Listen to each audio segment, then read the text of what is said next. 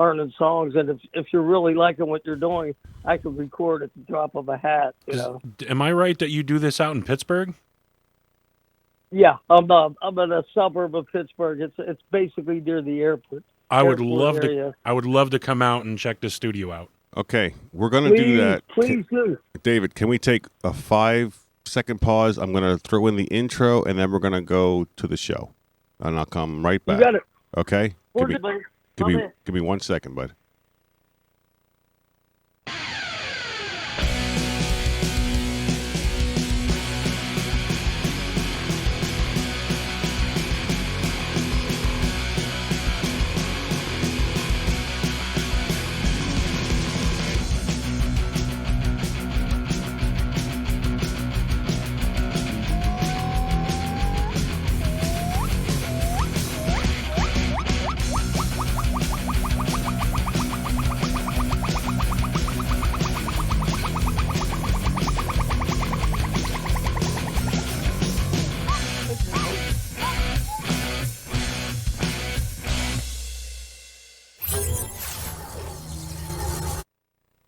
Hey, everybody. Welcome to the Hanover Hangover. I am Mike, and it is Saturday. We have a special guest on the show today via telephone from Pittsburgh, Pennsylvania, Mr. Dave.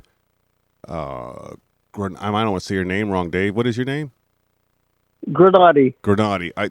I thought it was, but sometimes I say things the wrong way, and people get upset.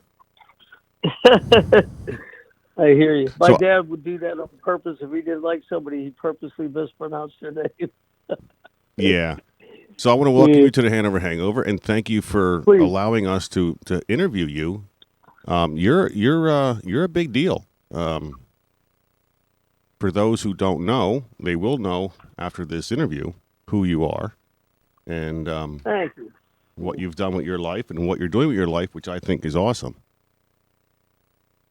Yeah, I have a very happy life here, man. I've been doing this since I was a little kid. I'm old enough that I remember the old tape recorder that had the microphone that contained the on-off switch.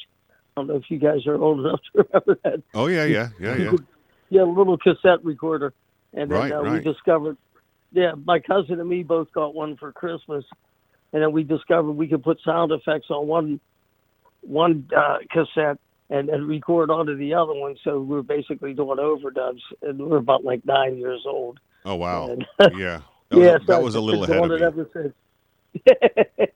But then we graduated into the TAC 4-track. There was this wonderful TAC had a 4-track. And then I heard Todd Rundgren Something Anything album. And that was it. I was like, I'm going to produce myself. I got to have my own studio. And, so I've just been collecting gear ever since. My studio is kind of like a museum. I got a bunch of equipment from different era. Well, it's like some old ribbon mics and Neve mic preamps. It's a gear slut's favorite place. Wow. It's beautiful. That's awesome. So yeah, you guys are cordially invited to come and visit me. Well, we are. We are going to come out to the Guitar Show USA with Scott. Oh, what? Do you know what date that is? That is in October, and you caught me off guard. I don't have that in front of me. Okay, I just wanted to make sure. I'm having an open house. I was going to say too bad. Oh, really? Yeah. When is that? That's Sunday, July 18th. Oh, that's next noon. week. Yeah, that's real soon. Yeah, what we generally do, especially since we haven't been able to with all the restrictions in the last year or two, but we typically will do an open house when we start a new semester for my rock academy. Right. And we invite people that are wondering or maybe prospective clients. We get some of my alumni, and we all play together. We show them how we teach. Play recording, shoot some video, and try to get all that out of the way so we can eat. Because that's a big part of what we do here. We cook for our clients. And I don't know, I sent you some pictures. I have a garden in my front yard. Only an Italian would have a garden in their front yard. But that's a big part of what we do here. The special touch, Well, since and you're feeding especially with people, especially with the kids. Um, and so it's a wonderful event, and I end up picking up lots of new prospective clients.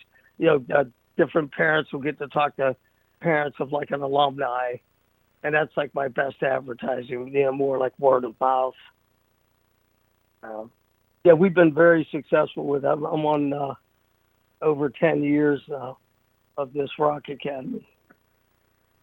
And, Oh, that's awesome. it's to the point now. Tonight I'm playing a gig with two alumni from the Rock Academy. Where I, are you gonna play that it's at in the a town. academy? No, it's a town called Elwood City. Okay. Just a little, and I'm playing in a brewery.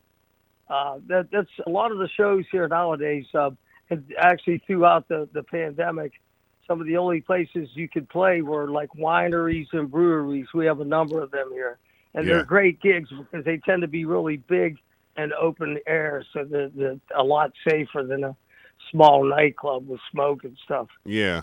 Um, so yeah, that kept me working doing live shows. But in that, as far as that goes, I'm booked as much as I've ever been. Clear like into October. Oh, that's great. Lots of shows. I mean, Yeah. that's really fantastic. So tell Yeah. us what you've done in the past that put you to where you are today. I'm fond of telling people my band. I played in a band with my brothers, the Granati brothers, The Granati Brothers, and yes. yes, and we put an album out called G Force, and then a lot of people thought that was our name, so we went by G Force for a while. Oh, really? So one and the same.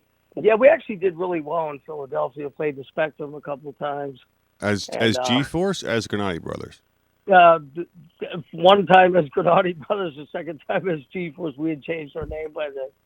But that's a fun place to play. God, those they boo their home team, so you can imagine an opening act. That's a lot of fun. Yeah, we're kind of close to the city. I actually work in the city a little bit with my full-time gig. Yeah, they're tough down there. Yeah. They don't. They aren't. How should I say it? They don't hold back on their opinions. Yeah, well put. The first time we dressed in a 76ers locker room, and they have everything scaled up for the 7 foot tall guys, and we all go about 5'6". So it was we had to stand on our suitcases to shave. Oh Jesus! It was hilarious. Then the second time, that's when they still had. Remember the Philadelphia Fury, the soccer team. Okay. Yes. Yeah, we played in. The first time was 1979. The second was 1981. They put us in the Fury locker room. It was all our size. It's a lot of Italians, a lot of short guys. nice. But we get we did well in Philly. Excuse. But like I like to tell people, we paid our dues in reverse. Because that was all happening. I was just out of high school.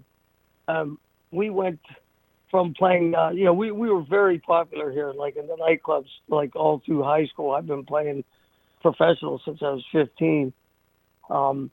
And by the time I was 17, we had a British, two brothers from a band called Gentle Giant.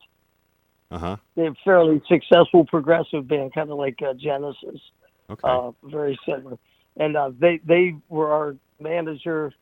One brother was our manager. The other was our producer. And this was all happening when I was just barely out of high school. And next thing you know, we signed with Premier Talent, and they put us on tour, and that's how we met Van Halen. This all happened. I was like, man, what's this pay and do stuff, man? This is easy. I've been paying them ever since. Yeah, so you guys were all young, and Van Halen was pretty young at the same time then. Yeah, we did their first headlining tour. They 78. They went out with Black Sabbath mainly. Okay. But this was 79, their first headlining tour, and Dance the Night Away was out. They were really just starting to break really big, so it was all kind of like mid-sized theater, some big theaters and small halls. And then 2 years later, Eddie personally invited us out to do like 3 months. That Wow. was the Fair Warning tour, and by then it was all arenas. Right. It ended up with the last gig of that tour was the Philadelphia or the Superdome in Houston or New Orleans rather, the New Orleans Superdome. Right. Yeah, that's 60, that. Yeah, I remember where that is. 65,000 people. Wow, that's Yeah. I don't know. I don't know. I mean, how do you like what was that like? I mean, that was your first time. Was that your first time at a huge audience like that? No, we were like very successful in Pittsburgh. We've done like a number of theater shows. There's a great place here called the Stanley Theater. Okay. It's actually called the Benedum now, and they do more like musicals and opera. But it was an old school. This place had been there. I mean, Red Skelton played there. You know, Oh, wow, Elvis yeah. played there. Yeah. It was like a traditional, kind of like the Palladium in New York. And thank God we got to play there before they ruined it and turned it into a dance hall. Oh, okay. They should have been shot for that. Yeah. Well. You can't take, there's so many buildings you can adapt into a thing. Don't take a theater. There's a place in Pittsburgh called the Rex Theater. Uh-huh. They had to close down due to, all the restrictions last year. And they're just saying grand reopening, and they're turning it into a dance hall. Oh. And everybody's in an uproar. It's like, because it's a historic old theater. Right. But yeah, we had done a number of those, and we played. There's this great thing at the Point in Pittsburgh. Have you been to Pittsburgh? Yes, I have been to Pittsburgh. Okay. Yeah, I don't know if you were in Point Park, where it's huge. We did shows with like Dionne Warwick and some other people opening up for big acts Right. before we went on tour, and so we were well used to playing for like 20,000-30,000 people. That's just awesome. But you as a young man, you have some serious accomplishments even heck before you were 21, haven't you? Some awards. I was I was doing some research. I was on the ballot for the guitar player guitar of the year. Just to get on that ballot. I mean, right. I was between David Gilmour and who else? I mean, I was right after David Gilmour. Like, holy wow. cow. Wow. Yeah. So how old were you when that was? I was like 19, Yeah. 20. I think 20 years old. Yeah. Like I said, man, everything happened so quick. We were very, very blessed. And we still are. I mean, we're still together, all the original members. And, we love each other now more than ever. And like, that's such a miracle with the band anyway, but especially brothers bands, because, I mean, I'm sure you guys know Yeah, the I don't history get of, along like, too well with my brothers, and I cannot imagine us being in a band. The Everly same Brothers. here. The Everly, how about Oasis, the Black Crows? You have these brothers that can't stand each other. It's like, I think about that. We've done everything except sell 1 million records, but we've done absolutely everything else. So I certainly would like to sell a lot of records, but it doesn't matter to me. The success is the fact that we're still doing it, and I love it now more than ever because I'm doing it totally on my own terms. Right. I don't have a manager. I own my own business. I make my own hours, and we're very popular here. We do well, and I teach as well, and I produce. So it's like a full stream of people coming in and out of my building. You'll love it, guys. Just as long as you don't have food allergies, and if you're not vegan. Oh. Oh, heavens no. Uh-oh. Yeah, you can tell somebody's vegan. They'll tell you every time you sit down and eat with them. You ain't lying about that. Yeah, How can you tell? my fiance's actually vegan. Oh, good luck. Yeah. How can you tell somebody has perfect pitch? I Oh, don't worry. They'll let you know. Yeah. Oh, no, okay. they absolutely will. Yeah, listen to my grief. I'm a guitarist, right? I have three older brothers. Two of them play piano, and they both have perfect pitch. And I'm on a stringed instrument, so intonation is like my worst nightmare. Oh boy. While we're making a record, I hate them because they hear every little thing, and we go over and over. When the record is finished, I adore them because everything's in tune. It sounds fantastic, and yeah. Joking aside, we're as tight as ever. And you guys familiar with Donnie Iris? No. No. I'm sorry. Okay, he's yeah, it's more. He wrote the song "The Rapper" back in 1969, 1970. It was a #1 song. Oof. Band called the Jaggers, a little bit before and my time. he's had a solo career. He had a song called "Aaliyah" and "Love Is Like a Rock." I'm sure you've heard of them. They were top 40 songs. So Okay. he's not a household name, but he's very, very big. He's the biggest act here, and we're doing a number of shows with him. And they're just fantastic shows, and young and old. They're well attended.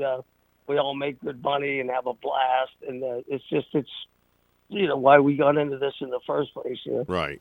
Right. It's, all for Yeah. fun. Yeah, and if you get paid, hey. Yeah, if you get what's paid, that's wrong even with better. that? So But, I'm yeah, it's so fun. Good. oh, okay. So I want to move on to your school, which Yes, that's what I was just gonna say. With the school, so many of the parents. Do you think she has a career in music? Or I'll get the ones who'll take me out to the side. Hey, talk this kid out of being. He's never gonna make it. I want him to go to college. oh And but I tell them, especially nowadays with the multimedia and doing stuff like what you're doing with the podcast, there's so many aspects of the business beside being a rock star. And if a kid really is interested in music and they have a passion for it, and they're all good with computers. I got this little 9-year-old that does his own webcast, has his own YouTube channel.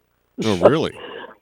Yeah, let's just say there's so many opportunities. I'll say by all means encourage them to get into a career in entertainment because it's getting the technology has made it affordable. You can do really high quality demos or videos rather, Right. podcasts or recordings at any age. I got a couple kids that I teach that did their own record, and yet it sounds amazing.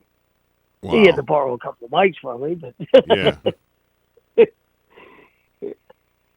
So but yeah, that what? we started it right after we like we all did. We saw the School of Rock, and Jack Black was brilliant in Right. that movie. And they just started a. You familiar with PA Cyber? Yes. PA Cyber Yeah. Schools. Yeah. Right. Okay. Their main hub is here, Oh, okay. and they wanted to do a brick and mortar school, an actual performing arts center, and it's a Lincoln Learning Center. I started their guitar program there, Oh, that's awesome. and That is really yeah, cool. they had seen the movie, and they said, "Do you think you could do something like that here?" And I've done open mics forever, and I always make sure they're all ages. So you get all these young kids. So whoever I'm teaching, I get them on stage as soon as I can, and just to see that look on their face, Yeah. scared out of their mind. And I do a quick prayer with them, and if they're over 21, I'll have a shot of Jack. Say, Well, "Look, now they're you'll be fine." yeah. But 'cause I've done over 5,000 shows, and I remember the first show I ever did was in front of 600 people at the talent show, 12 years old. And I remember that like it was yesterday, man. I remember how it smelled, how it looked, and you know what I mean? So I get to experience that over and over again when I get somebody on stage. So one of the people that was building this new school saw me in action with these young kids at a jam night, and she said, "Man, you're the perfect guy. We want to do like the School of Rock." So we tried it, and it worked unbelievable. Then they hired me at the school, which is amazing that I ended up teaching high school because I got kicked out of high school. Yeah, when I right. was- Well, wasn't the model student. well, you learned what you wanted to learn, and then okay, I had enough of your craziness. I Well, can. plus I was playing 4 nights a week when I was a senior in high school, so I just didn't go to. I missed 94 days Oh and still Jesus! graduated. Yeah, Wow. Well, at least you got your piece of paper. yeah, exactly. But thank God I did. So that's with these kids. I'm always stressing education. So man, you can do it all. You remember when we were growing up? It was like, oh, the establishment, the government. You were like anti everything. Right. It's like, man, dude, education is not a bad thing, especially if your parents are willing to help you with it. Yeah. Or so. Yeah, we definitely stress it, and teaching at that performing arts school gave me the idea to do the Rock Academy, and they lost some of their funding. So I said, I'll just do it out of my studio. So I've done it for like 13 years now, and it's just always successful. You get a bunch of young kids in a room learning together, boys and girls, all styles, all instruments. And it's really good on a social level, too, because, just being able to talk to somebody your age, especially a member of the opposite sex, where you don't have that pressure like it's a girlfriend, boyfriend. You remember going to a dance where all the guys sat on one side and all the girls were on the Yep. other, Yep. and you wouldn't dance unless it was a slow dance. You know what I mean? Yeah. Yeah. This, Because I want to get up close and yeah, we all personal. I want grew to up get to like know that. her. Yeah. Right, exactly. So now you'll see guys talking to a girl about a problem, or they'll ask a girl for advice if they're going to ask another girl out or something. It's really healthy. It's great. A lot of them become great friends, and a bunch of cool bands have blossomed out of that. Yeah. I was just going But to say that. I mean, you're creating things that you have no idea where they're going to go. They could be the most greatest things in the world. yeah, we're training them for a career in music. Now, do you Yeah. remember like Motown? That when you were signed with Motown, they taught you how to dance, they taught you how to dress. I mean, it was Disney. For better, for good, or for better, or for worse, is the only ones that are doing that now. But they train somebody from the time they're a kid, like Britney Spears or Justin Timberlake, particularly. Okay, whether it's your cup of tea or not, those are some bad MFers, man. Justin Timberlake, particularly, has an acting career. He has a producing career, writing. So because he's trained since he was a kid. Right. Now, nobody does that anymore. Especially, remember back in the day too. If you were on a label, you recorded at their studio and Right. with their producer. You know what I mean? So they developed you, and that's why the writing was so good. And in my opinion, that's what's really missing now. The writing is just. It's like we've heard the same song for 5 years now. There's this 4-chord pattern that about 100 hits have, where they're identical. All you do, you change the voice, and it could be a country song, or it could be a pop song, or a. It's terrible. It's like the same song over and It's the over same again. 5. It's the same 5 licks on the guitar. Yeah.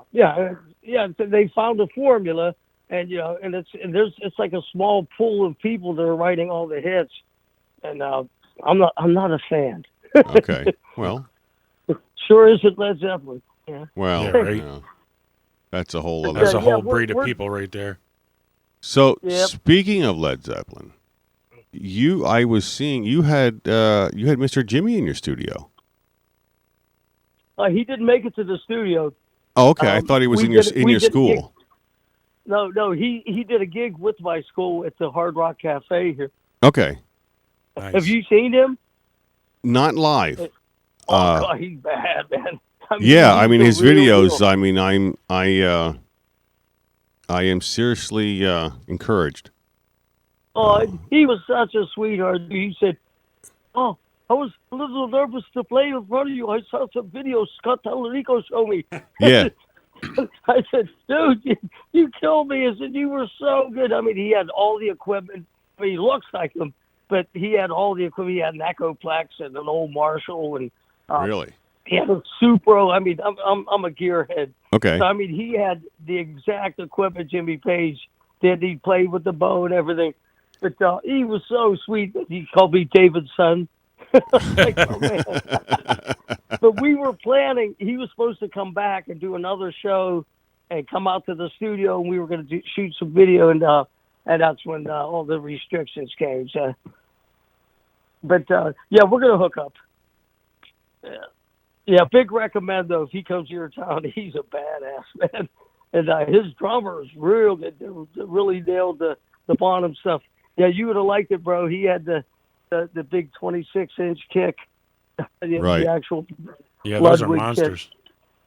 kick. Yeah, I got a 24 on my Yamaha Stage Custom, and that's too big. yeah. I got a 24 on my Ludwig kit, and yeah, you're gonna love my drums. I really want to see it. Oh Um, yeah, and I have a bunch of old mic preamps. I have Neumann and Neve and Studer, and so it's all stuff that like right out of '70s consoles.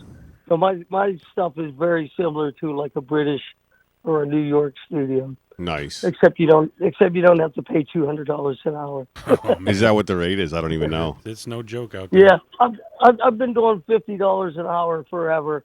I have I don't have a staff. I don't have a secretary, or I'm the repairman, the garbage man, Yeah. the account. And my girlfriend definitely helps me like crazy. She's wonderful. But yeah, so we keep the prices fair, and it's great too because I have parking. I don't know if you guys have ever recorded in New York. Well, What to we've been to New York. We're close enough that we have to go there on a regular basis for business and stuff. So, Well, like, what do you do with your van? Like I recorded at the record plant Yeah. and at the Hit Factory, like great studios. But man, how do you get your equipment there, and how do you get back and forth? And $200 an hour. That means it's $10 to go to the bathroom. Yeah. yeah, Yeah, no yeah. doubt. So you have to double park, and then you have to unload, and then you have to go find an open lot where you can get your Yeah. van in, and then you have to hand them the keys because they're going to park it in because that's how they do things. Yeah. They maximize Oh, their exactly. spaces, and they're not I hear liable you. for any damage because, well, that's just New York. And yeah, you go to get your van, and you're missing a mirror and a flat tire, and they're like, "Yo, man, I don't know what Oh happened." yeah, you haven't even had lunch yet, and you get a burger and fries, and it's like $23. Yeah, Yeah. yeah, Yeah, it's really the cost of living here is wonderful. Yet Pittsburgh's enjoying a renaissance again. There's a lot of money coming in here. There's the natural gas phenomenon. right, right. Coming in from the pipe. Well, the fracking. epicenter of that in the entire world is like 10 miles from my studio, and so there's all these people being transplanted here from all over the world. A lot of money flying, dude. Right, right. I was up but- that but- way not too long ago for work. Yeah, I seen Yeah, that. it's great because you can still the cost of living is still really low here, and like I said, I have free parking, and you can get drunk for $14 here. It's like it's Right. really nice. And there's a place called the Maple Restaurant that's catty corner to my studio, a family-owned place. They're on their third generation now, and it's everything they tell you not to eat. They're like hot roast beef sandwiches with gravy and burgers. Yeah, that, Like, I purposely don't eat there more than once or twice a week. I'm not 21 anymore. yeah. I hit 50 and things changed for me. But yeah, when you guys come, you're gonna laugh so hard because the garden should still be going by then. That'll be before frost. But I have a garden in my front yard. Right. Yeah, you had said. And it's all greens, so it's very healthy. And we have a cookbook, in fact. Oh, you do. You have I'll- you put out a cookbook. Yeah, my brother Joey and me. It's called Recipes That Rock. Oh, really? That's Yeah, Nice. it's a killer. I'll send you the e-version of it for free, complimentary. But yeah, we have it in a paperback and a downloadable version, and it's great because it's a lot of gourmet Italian stuff, like hand recipes handed down from the generations. But a lot of it's real practical, like they all have rock and roll names like Singer's Soup, and we have a soup that's particularly good. Like if you have to sing that day and you're hurting a little bit, it has like a lot of ginger and oregano oil and stuff that's really good for your throat. And we talk about because we make all the jokes about being rock and roll and stuff, but we're very health conscious. We're just not boring. Right. Nice. So you had a show last night with some of your students. Is that correct? No, that's tonight. Oh, that's tonight. Okay, I'm sorry. I got my No, dates yeah, wrong. last night was some guys that I played with years ago at a just really hot night spot in Southside. So we get together every once in a while. Yeah, the casinos are pretty big here. Yeah. There's a number of them. Yeah, unfortunately. That's where we were last night. So today is Saturday, the 10th of July, and your show with your students is going to be tomorrow, the 11th of July. You want to tell us where that's going to be and what's going on there? No, actually, it's tonight. Oh, I'm sorry, tonight. Yeah, it's 7 to 10. It's in Elwood City, Pennsylvania. Elwood City. This town's probably 90% Italian. Okay. In fact, the biggest building when you're driving in is the SOI. That's the Sons of Italy. Oh, okay, right. It's a great little town. That's where Donnie Iris came from, the man I was speaking of. Right. And it'll be well attended, and it's just a lot of people smiling and really getting into it. And we don't rehearse. It's just these are all songs. These guys both come to my jam night regularly. So most of the stuff we know is just stuff we've learned off the cuff, right? Or and and I'm so proud of them for that. They're all quick on their feet. That's the other thing too. Through the years of training all these guys, I'll get phone calls from some of my contemporaries, and they'll say, "Hey, dude, good job with Drew. Man, the dude played bass, he played keyboard, he sang lead, he sang background, he was on time." He wasn't getting high on the breaks. Yeah, that's the big part. That's half the battle. So he wasn't arguing with his girlfriend at rehearsal. So they're all everybody wants guys that I've trained. Nice. Yeah. Well, it sounds like you're doing an awesome job, and keep up the good work. Too.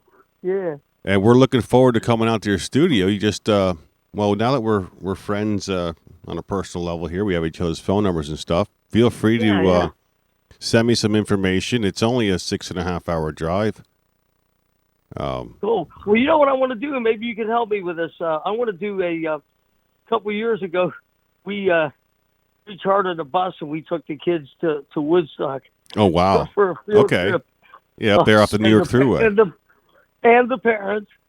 I think the parents have more fun. Yeah, but, right. We're talking about doing one to go to the Martin factory, so we wouldn't be real far from it. Actually, that's right here. That's right down the road. Yeah. When you said Bethlehem, so maybe we could coordinate it where we could do that. Maybe do an in-store or like a live. Broadcast. Yeah, that would be great. I have a friend. If you go back through my videos, Junior. When you see my show for Junior. Now, Junior was the final inspector for the assembly line for 23 years. Oh, cool. Yeah, that's right. Yeah. Junior, he strung the guitar, and he was the guy. He either said it was good or not. And because I have a couple video because they're still on VHS from Martin. Right, yeah. So I'd love to have you guys come in and we'll set it up. Let's do it. Let's figure on doing it. Man. And if we're lucky enough, Mario Andretti will drive by, and we'll get to shake his hand. He's right there in the same town. Yeah. Really? Yeah. Sweet. Oh, man, I got to meet Bruno Sammartino right before he died. Oh, wow. Yeah, he's a Pittsburgh icon. But, man, we did some research on him. He sold out Madison Square Garden 20 times. That's way more than any rock star. That's ridiculous. Wow. But so Mario lives there, huh? Yeah, Mario, and Michael's house he's not there anymore, but his house was right next door. Actually, the properties met. So between the two of them, they had an 18-hole golf course between the two backyards. Yeah, that's no joke. Yeah, no, seriously. Oh, that's beautiful. And I guess Michael had some problems, and then he moved. Whatever. I don't know, but Mario, he's still there. Yeah, he'll be the guy with the Lamborghini driving down the road. He sure will be. I can imagine so. Yeah, no, he's a cool dude. Oh, that's great. Yeah, he's probably all of 5'5" too. Right? Yeah, you know. He probably looks like one of my uncles. Guys, this has been great, man. Let's definitely do that, though. We've been talking about it for a couple of years, and we'll make a point of it. We'll come over to the Martin Factory, and then we'll hang out with you guys, and we'll have some laughs and hugs, and thank God for everything we get to do. Right. So yeah, I will. Matter of fact, I will go through their schedule and how many do you think are going to put in your group? Just so I can. I 30, typically have 70, like 100? No, it'd be like 15 kids, and their parents. Like, they're probably like 50, 60. You know. Okay, so how many fit on a coach bus? 62, 40? We got everybody on one. There's a company here called McCarter's. They do national bus chartering, so they got the big buses. Okay. We can get everybody in one bus. One yeah, coach you know bus. what? I'll put some feelers out. Yeah. And I'll get back to you. Yeah, I have to check to see if they have their tours, if they opened up for their tours yet. I think they did. Yeah. Did they? Yeah. Plus, I'm saying in all likelihood, it would probably be like in the fall at the earliest. Okay. But more likely, like in the spring. Okay. Like at the beginning of summer vacation. Right. Next year, like this time next year. Right. That would be awesome. Yeah, I'd love to meet your students. And, my studio Jimmy, is nothing like your studio, but... no, but I mean, it's experience. That's what I love about these guys. They want to learn, man. Yeah, so you're teaching them mixing and running the audio equipment and everything, right? I mean, you're teaching them how they could just go on their own. Teaching them how to fix cables, Right, soldering the cables? Yep, how to choke the drummer. Yeah. No. How to get the bass player out of his girlfriend's hair. There you go. That's a better one. It's always the bass player. No, it's so funny, man. My dad was a drummer. My brother's a drummer. My nephew's a drummer, and my cousin's a drummer. I'm surrounded. Oh. Yeah, you're surrounded by them. Yeah, you should talk a little nicer about them. You might be invited to the Thanksgiving dinner next time. I put in my ads for the open mic, all musicians and drummers welcome. And drummers. And drummers. Oh, that's, I love it. That's awesome, man. I can't wait to meet you, man. Yeah, you too. I'm really looking forward to it, and I want to thank you again for coming on to the Hanover Hangover and talking with us. And I'm really psyched about getting out there. We're going to go see Scott's show, so we're coming out there for that. And that's a big deal for me because I don't. Yeah, me and Scott go way back, man. Yeah. I'll spare you the details. Well, hey, we always can have another show. There's nothing wrong with that. Cool. Okay. Okay, buddy. God bless, man. Thank you. All right, David. Good Thank talking you. with you, David. Looking forward to working with you. You too, buddy. Right. Yeah. Wow, that was cool. Yeah, that was really cool. Got a lot of information on that. I definitely want to go out and see the studio. I mean, oh gosh, yeah. Up. I mean, if you just look at the background of the show here, that's part of his studio. And actually, if you look closer, this is Mr. Jimmy here. Yeah, I see that. Okay, yeah. So that dude's got history. Yeah, no doubt. I'm like starstruck, I guess. I really like what he's doing with the kids. That's the big thing. Yeah, that's the big thing. There's a small organization around here that I know some people personally in the group that they do this with only females though. Oh. No, it's a really good thing. Their project is really awesome. Okay. I really like the cause, what they do with them, and they teach them just like he does. They teach them everything from the ground up on how to produce and play and then they send them out on. I think they do it at the State Theater here. Okay. In Easton, and right. then they put them up on stage and let them rip it up. Yeah. I'm hoping to work something out with Mr. Wolf over at the Roxy. Now that he's That'd be cool. back in business, I'd like to have our show there and organize maybe some bands being on there again, like they used to back in the day. Yeah. Kiss was there, and Billy Joel played there. I mean, there's a lot of history there, and I think it would be great to get it back. You need to get that back here in the valley. I mean, it's kind of dead. Oh, It's slowed down. I mean, the COVID didn't help, but I think just came to a screeching halt. Well, COVID just screwed up everything. Plus we got Music Fest coming up, so there's a lot of big names coming into town with that. Within, I think it's 4 weeks to go. Yeah. Yeah. Time's flying. Nathaniel Radcliffe is coming to town on the 27th. Nathaniel Radcliffe and the Night Sweats. I don't know if you're familiar with them. No. You probably would be if you heard. I probably Yeah. have heard it and just like spaced my mind. Yeah, so I'm stoked about that. I'm going to that concert. It's funny, I'm in my little studio here, and I'm like sending all these emails to the managers and stuff, and the road guys trying to get them to like, hey, there's enough room out front for your tour bus, dude. Just stop in for like, give me 15 minutes to just record a little bit of you on the show, and you're gonna be driving past the traffic lights 30 seconds. Yeah, we could run in there and get a quick interview. And I mean, the door's on the right side of the road. You could just if you need a bathroom, I got one here. We could stop traffic for a minute. Yeah, I was thinking the same thing. Put a cone out. Yeah, we could block that road and you're stuck here for 2 hours. Put a cone out and got to call AAA. Yeah, right. So that's exciting. I think only benefit of being off this major highway here.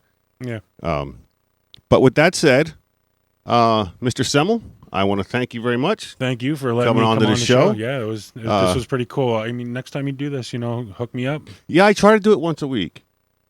Oh yeah. You do this. The Hanover Hangover Sunday nights do this at 6. once a week, don't you? Cool. And I try to do more than that. Wow.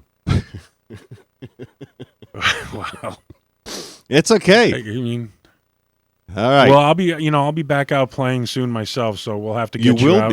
You will be. Well, I mean, we'll see. We'll see. Well, you're going to play somewhere. I will be playing somewhere. I just don't know with who just yet. So all right. So everybody, that's to be announced. Keep your eye on this fella here, Mr. Sean Semmel on drums.